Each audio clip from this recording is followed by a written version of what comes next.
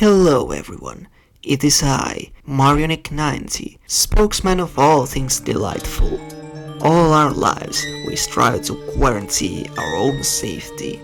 The outside world can be a cold, unfeeling, terrifying place that we desperately want to shelter ourselves from, but all we consider threatening or terrifying in our own little heads isn't so easy to recognize or counteract. You see, fear is all around us, even in places filled with dreams of happiness and sunshine. Try as you might, run from it, lock your doors from it, deny its existence. It doesn't change the fact that even most mundane, safe places are never completely safe from fear. Excuse me. And with that, I want to talk me some Super Mario. The go-to moneymaker and face for the Nintendo, Super Mario is Scariest that brings joy to the people of all ages, being one of those franchises that all flower hat ladies approve of. There's nothing creepy or gloomy about it, especially when compared to other spook fests on the market.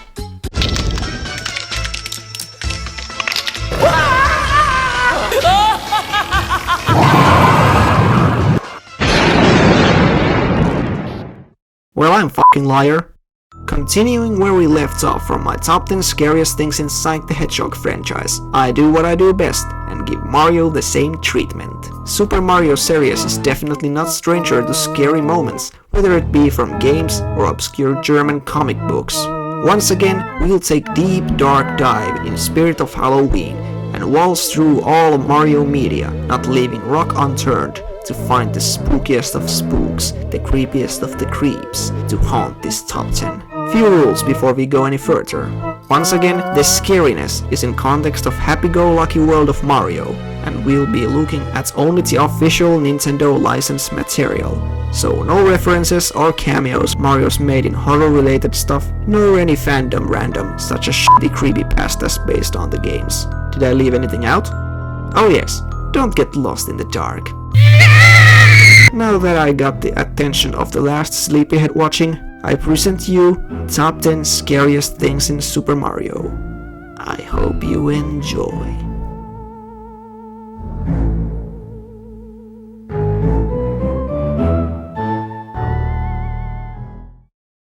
German Glob Nintendo comics are fucking weird. In time when Nintendo was lawless, canonless land, and well, still is, the companies with any semblance of license to Nintendo's properties could pretty much do as they please. At the time, Germany's branch of Club Nintendo was printing comic books of the characters, and oh boy, they're a ride. We have Mario needing Dr. Light to remove Wario from his body, Kirby and King Dedede doing hard-boiled detective work solving a murder, Link turns into Dictator Borman who keeps Ganon in a cage. Oh my god. Basically these comics did whatever the hell they wanted. And the hell they did. Hell is pretty scary stuff, whether it be the realm of eternal torture, total absence of God's light, nor just den of demonic beings ready to eat you alive, like YouTube algorithm. Please don't demonetize. But hell's got nothing to do with Mario. Wrong. In Club Nintendo comic The Nacht des Grauens, The Night of Horror, Mario and Peach are just chilling, possibly with Netflix, when it's revealed that Wario is closed Satanist who has made a deal with Abigor, an actual biblical demon who's described as a middleman of hell. He then drags Mario into hell along with Kirby and Link, who were there too. He also transforms Princess Peach into a freaking zombie in order to make her love Wario. Ah, what the fuck? Wario's very twisted man if he still wants to hit that. Then again, he has been zombie too. Ugh. It only keeps getting scarier. Mario, Link and Kirby, who washes his hands on toilet apparently, turned themselves into monsters via the Necronomicon. Twice. And they battle the armies of hell. Fight until you die by the pain of the one you hate. End of reason, end of the game. This is insanity. After laying waste to the home for infinite losers, Mario resurrects zombie Peach with true love's kiss. Not before she says Mario's mother cleans toilets in hell. It's mind-boggling that something like this exists. And I kinda like it.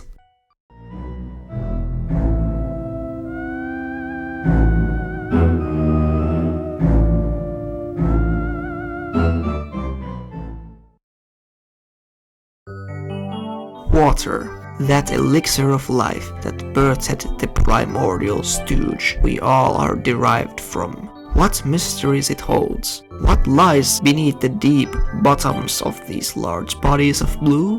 What do we find in the deepest, darkest depths of our oceans? Seemingly the nightmares of our childhood! Unagi, sometimes called the Big Eel, has made numerous appearances throughout Mario games, consistently being creepy fuckface that looks like it wants to eat your soul. Eels are actually known more for eating dead meat than living Marios, but this fucker doesn't care. Swimming in the dark depths of Jolly Roger's Bay with this kinda serene, kinda mysterious music on the background is actually quite relaxing, and then you suddenly encounter this monster's fish with blood-freezing gaze. It is unpleasant to say the least. You are helpless in the water. You are on its turf. So I suggest you grab the Power Star and get heck away from there. Well, it doesn't always want to harm you though. Who knows, maybe Unagi's misjudged. Maybe he just wants a tiny taste. Also, there's huge versions bigger than anything found in our planet, swimming in Mushroom World's oceans. Just food for thought. Yikes.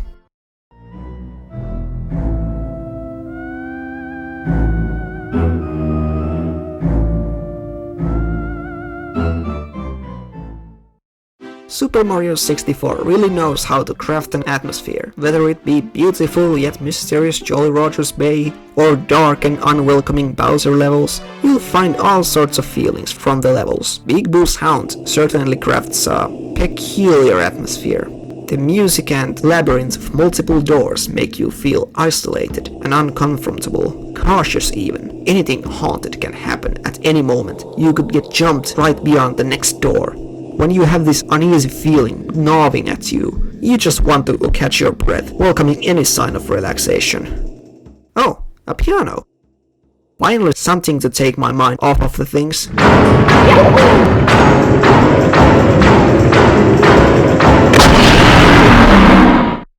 Ah, fuck me.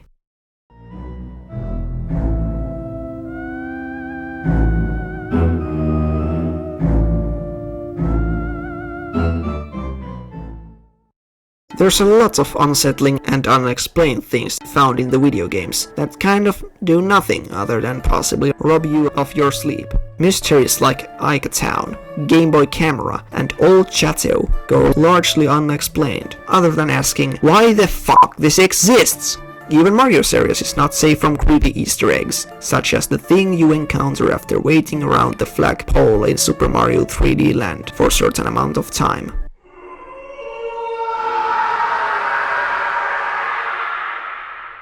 Why is there a ghostly face haunting these levels? Is it the spirit of Shy Guy never to appear in mainline game after Mario 64?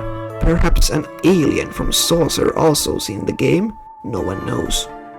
Speaking of aliens, there are certain levels in Super Mario Galaxy consisting of these same kind of unsettling spirits, as seen in Ghostly Galaxy and Bonefin Galaxy.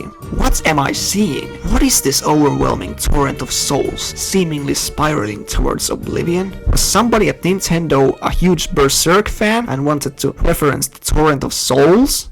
These things are not the only mysterious beings that have been watching over Mario though. In Galaxy 2's level, Shiverburn Galaxy, if you happen to look to the left cliffside, you see 3 strange, creepy-looking watchers stalking your every move wherever you go. Who, what, and why are they there? No one knows the exact origin of these aliens, but that has not stopped the people from theorizing. The beings are known as Hell Valley Sky Trees, as according to the game's source code, the level is first named Hell Valley. Easy to see why, as it's filled with both fire and ice, and the location of ghostly watchers is beyond the Hell Valley. What is the meaning of this? It's like putting Slenderman Easter egg into Hello Kitty game. You know, back when Slendy was cool. Other theories suggest that they are related to Hell Valley in Japan, a rather nice snowy place filled with hot springs. The valley happens to be home of a peculiar breed of monkeys, so maybe these are them? Some even say they reference skinwalkers of American folklore. It's also possible that they're Kodama, Japanese tree spirits, often sporting similar designs in different media. Maybe that's where the tree description comes? as these sure as hell don't look like trees to me.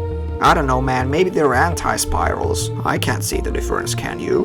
Maybe they originally had deeper meaning for the level. Perhaps they're left in the game as prank to confuse us to create these dumb theories. Whatever is the story behind these watchers, it continues to intrigue people.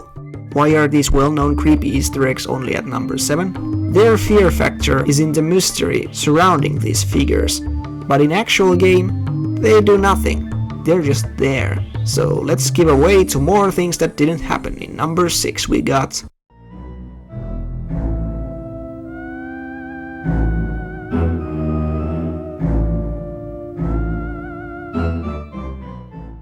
Death of Luigi. No, not that one. This one is another popular scary Easter egg with contested origin. While playing through first Luigi's Mansion game, it's easy to notice how it's more horror-centric compared to most Mario titles. In one of the least suspicious rooms, you can get your hands on a phone and spark a casual conversation with an unknown, unmannered, and not in any way unnerving person. 3 in total. However, if you concentrate on things outside of your phone call, you might notice the strange, unnatural shadow on the wall, revealed by lightning strike. Luigi's shadow. It is hanging in the air as if hung by a rope around his neck. Oh crap. Is Luigi dead in Luigi's Mansion? Crushed by his grief over losing his brother, he committed suicide. And what we play as is just his dying vision of events leading up to his passing from this world. Or his own purgatorio, where he is still trying to save Mario's soul? No. That's literally retarded. Just stop for a moment and consider the game's ending and sequels. No way Luigi died there. But, regardless, this figure of Luigi's shadow suspended in the air is creepy to the point it gives us unsettling thought to ponder on about the very least. Some have tried to solve the mystery of hanging Luigi, even going as far as seemingly proving the thing a lightning error caused by camera's precision in relation to Luigi's model, causing the shadow to go to the wall instead of Luigi's feet. Adding credence to this theory is the fact that Luigi's shadow is completely normal in the game's remake, and if you look closely enough, you can even see the phone table floating along with Luigi's shadow, so it's unlikely meant to portray him hanging from a rope. But you have to ask yourself why this kind of light error doesn't happen in any other room. We'll probably never know if the shadow was intended to scare us, unless Nintendo comes clean and spills the beans. Until then, it shall remain as disturbing mystery.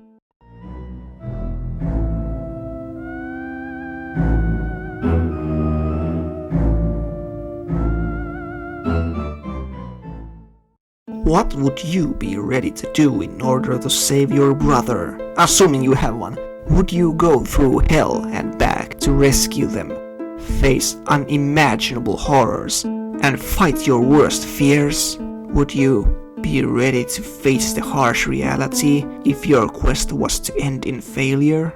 This is what Luigi is forced to ponder throughout Luigi's Mansion while he walks the dark hallways, battling ghosts wanting to add him to their ranks. And the version sold on GameCube is not the original. During the development, even more horror-focused version of the game was to be made, nowadays known as Luigi's Mansion Beta. Not only are you constantly on your toes that your poltergeist might blow on your face, but the ghosts too originally looked more freaky and unfriendly. There's a lot of mystery to this version of the game. Not much is known outside the first gameplay trailers and some recovered footage. Was there a murderous Safari Joe trying to cut Luigi's head and hang it as a trophy on his wall? Was there a gooey monster stalking through the mansion? Was there a sequel coming named Waluigi's Apartment Building?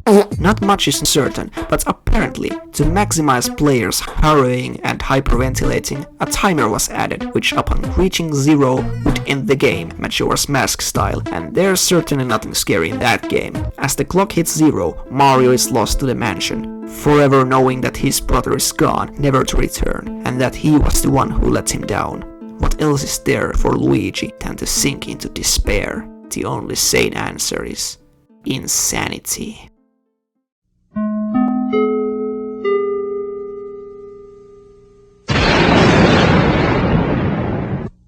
Jesus fucking Christ. What we saw was the game's original game over screen. In an event Luigi fails to save Mario, we see this nightmarish depressed Luigi whose features are exaggerated to produce cartoonish abomination. Luigi's lost all hope, lost the most important person to him. Will he become a wandering ghost like Mansion's other inhabitants? Or will his story end here? You know what, I don't really want to talk about this anymore. Let's be glad that we got the game we got. Next.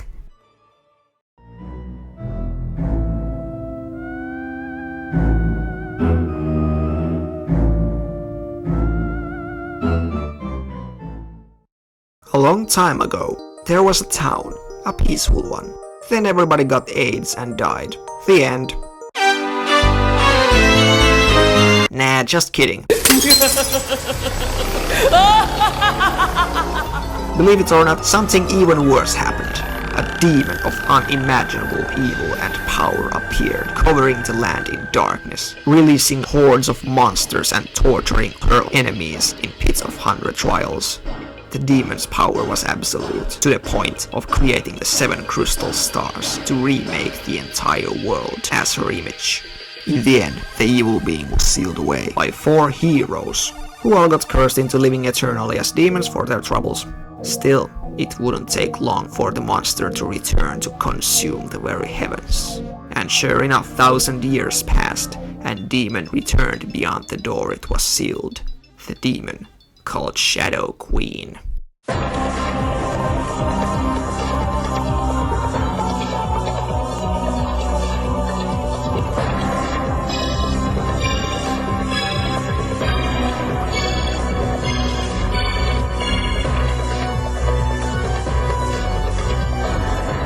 Many people undersell the unadulterated terror that is Shadow Queen. Fuck, it's literally a demon that only exists to feast on people's souls and send everything to the Shadow Realm. You know, it's really more of a purple realm than a shadow realm. Shadows aren't really known for being purple. Silence! I'm just saying. The X-Nauts try to resurrect the Queen via the most Satan-approved way possible, offering Princess Peach as a vessel for the demon to possess, thusly pitting Mario against his beloved.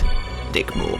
Also, this transformation sequence is absolutely horrifying, with the Queen's true grotesque form crawling out of her coffin, plunging the world into darkness, black candles lighting all over the palace. She scary AF.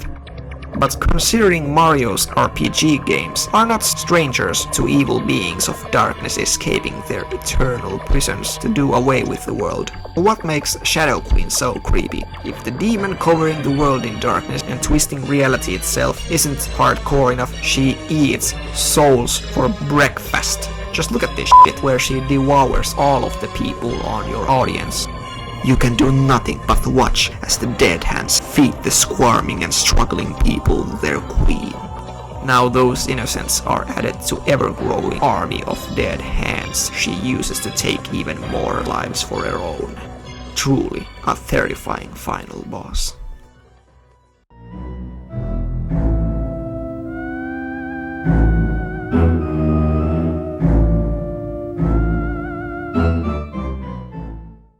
Super Paper Mario is an underrated game, sporting one of the better and darker storylines in all of Mario franchise. You can find darkness from anywhere in this game. There's Mimi's freakish transformation, plant mind control, and even anime nerds. Francis Wills. Mario and pals even travel to the den of ended games, the underwear, pretty much the game's version of hell. While the implications of this place are pretty bad. I mean, it's hell, but it's not really that scary. What certainly is, though, is specific location in the underwear, the river Twigs. If you want to be a stingy asshole and not pay the ferryman to get yourself across the river, you can take a deep dive yourself.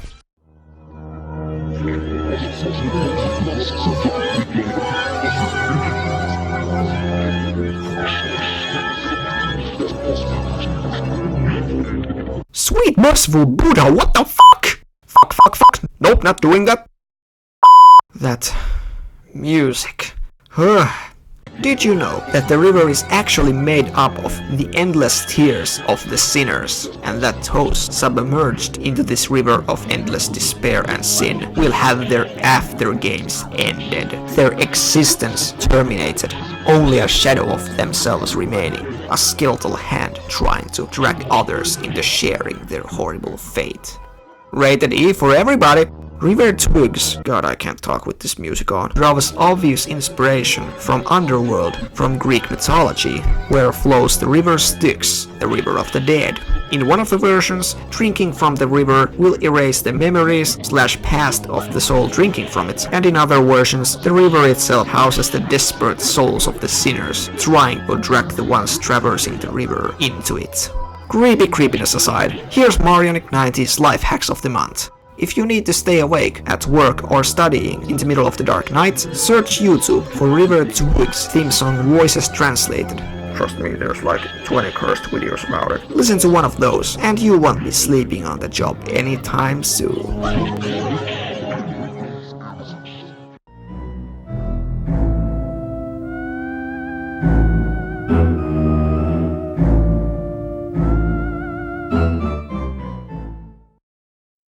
The dark coldness of space holds many mysteries. The pitch-black void has inspired myriad of writers to craft imaginative and disturbing horrors that may lurk in space. Because what could be scarier than realization of the humanity's fear of us not being alone in the universe, and confirming that those who are here with us are not friendly towards our planet.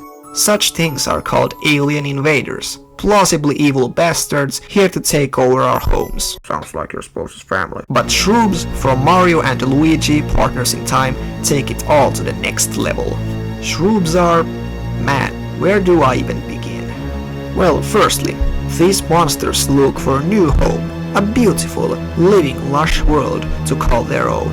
After they, ruined and desolated their own home planet like Spaceballs. Upon arrival to world of Mushroom Kingdom, Shroobs start raping everything on sight, from polluting the forests, turning the population into mushrooms, corrupting the local wildlife into disgusting monsters, destroying all signs of civilization faster than Han Attila could, and making innocent toads into fuel source for their machines of death by literally siphoning the life forces out of them into fucking martini. These fuckers drink toads. Seeing how once beautiful and happy Mushroom Kingdom has turned into dreadful wasteland of alien domination is horrible. Just look at poor Toad Town. The music in these areas are so sad and hopeless. Towards the final battle in Peach Castle, we meet leader of the diabolical mushrooms, Princess Shroob, and her even scarier big sister, and we learn quite few new things about the Shroobs. Examining the alien dialogue, finally translated in this particular fight, we learn that the singular phrase Shroobs bookend all their lines with is destroy. The aliens came to this world looking for a new home, and what do? They destroy it. They see something on front of them. Intelligent life, beauty, culture, pleading face, they destroy it. They don't understand anything else. Death is the way they live. Even during the final fight, these deranged beings offer up themselves for their leader to use as suicide bombers, only for the sole purpose of an attempt at killing Mario Brothers. The music even turns sad and silent, as if it's grieving for the poor creatures that know no love, no beauty, nor peace. They only know how to destroy. How utterly pitiful existence.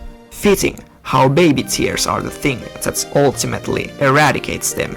A pure expression of emotion, expression of life itself, is what ends these creatures. Before we move on to the number 1, couple of honorable mentions. 1. Eely-mouthed Dentist from Super Mario Sunshine. In essence, a watered down version of Unagi the Eel, as it's not as frightening/real looking. Descending towards this huge mouth, seeping with toxic bacteria in the darkness of water, can be quite terrifying though. This 4-eyed bath-mouth hygiene motherfucker is great reminder for kids to wash their teeth properly. 2. Bean Bean Mutations from Mario and Luigi Superstar Saga. Throughout the game, Mario and Luigi encounter various inhabitants of Bean Bean Kingdom that have transformed into weird-ass monsters against their will. Begins offenders being Cacletta, turning Bean royal family into dragon and bodybuilder, making all of Woohoo University into ugly baby monster doll things, and the island of Ohoji filled with these unintelligent things spouting cryptic nonsense, revealed to be research teams attacked and converted by the natives into monsters. Just weird and gross. And finally, number one scariest thing in all of Mario.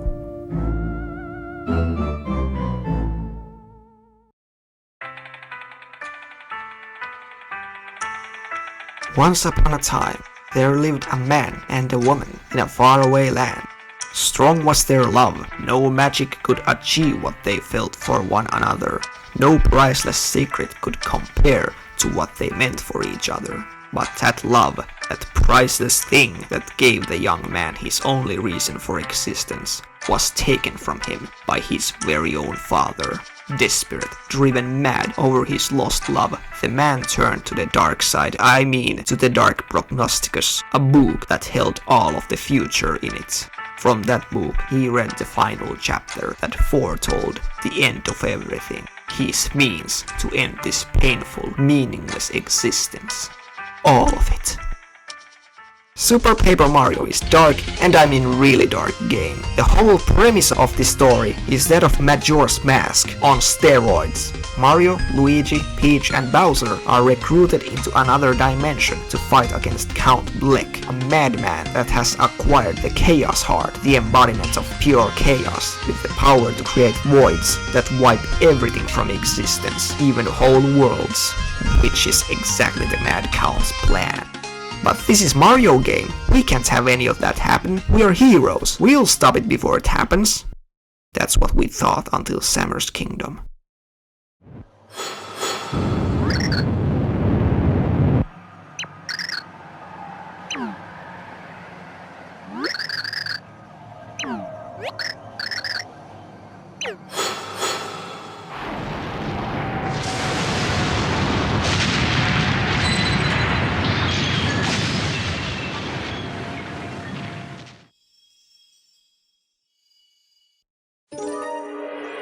This is terrifying. That entire universe was totally consumed by the void. There's nothing left, not even sky. There's nothing. All that remains is white, infinite emptiness, with only the slightest of hints that once prosperous world existed here. This is what will happen to every world if Mario and friends fail. It sucks not to exist. Well, I can't say for certain, I haven't really tried. But the absolute existential dread it brings to human being to even think of not existing is one of the scariest things I can think of. And that very thing will happen to everything. All the people Mario and pals have met, all their stories will disappear as if they never happened or mattered. And after all dimensions have been erased, there will be no more life. No more happiness. No more sadness, no good and evil, no stories, nothing. This is the message the blank, empty world and its menacing, heart-harrowing music sends to us. Even after life will be erased, we see the very same void in the skies of heaven and hell. Things will die, they cease to be. To think that all of this was caused by one sad, lonely man that lost that what was dear to him. Truly the most terrifying weapon is human heart, a heart in chaos. Count Bleck is interestingly dark character for a Mario game, a man so deep in nihilism that he sees himself doing a favor for everyone by ending the pain that is the existence.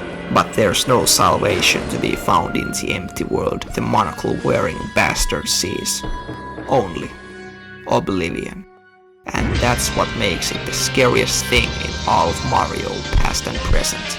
Not only is not existing completely and utterly terrifying, but the fact that someone, a Mario character no less, chooses that path willingly is also horrifying. Thank you for watching. I don't really have anything to bookend this video with. Like, comment, subscribe if you want, but most importantly, stay safe and be good to each other. I'm Mario Nick90 and I'll see you around.